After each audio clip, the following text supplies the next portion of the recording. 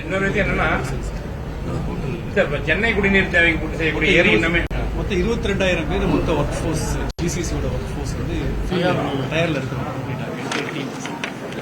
சென்னை குடிநீர் தேவைக்கு பூர்த்தி செய்யக்கூடிய ஏரியில வந்து பாதியில தான் தண்ணி இருக்கு.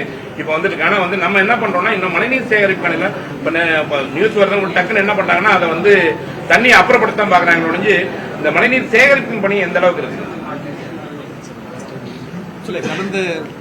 கடந்த 13 டிஎம்சி வந்து நம்ம மொத்த capacity total capacity of water bodies சேர்த்து அதில் இப்போ 6 டிஎம்சி தண்ணி இப்போ அவ்வளோ இருக்கு. இதே டைம்ல கடந்த ஆண்டு இதே டைம்ல 9.3 டிஎம்சி இருக்கு.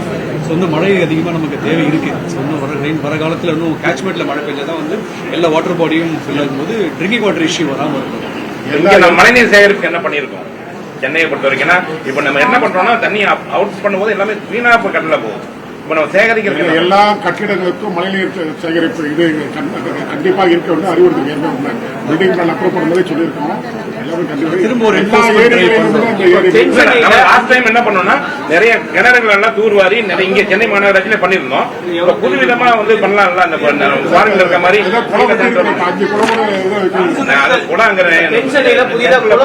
வெட்டப்பட்டிருக்குது பயன்பாட்டுக்கு வரப்போகுது.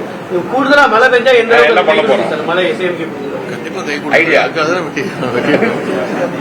ஜோனல் மானிட்டரிங் ஆபீசர்ஸ் வந்து அப்பாயின்மெண்ட் பண்ணிருக்கோம். ஃபார் எக்ஸாம்பிள் 15 ஜோன்ஸ்க்கும் அப்பாயின்மெண்ட் பண்ணிருக்கோம் இல்லையா?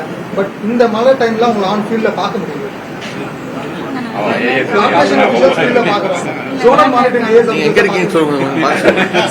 பட்டணம் மக்கள் லூப் ரோட்ல நைட்ல இருந்து பவர் கட்டுன்னு அங்க மக்கள் வந்து போராட்டம் பண்ணிருக்காங்க. பட்டணம் மக்கள் லூப் ரோட்ல அப்படியா பவர் கட்டுன்னு நேற்று நைட்ல இருந்து மக்கள் போராட்டம் பண்றாங்க. பவர் கட்டு செக் பண்ணிப்பாங்க.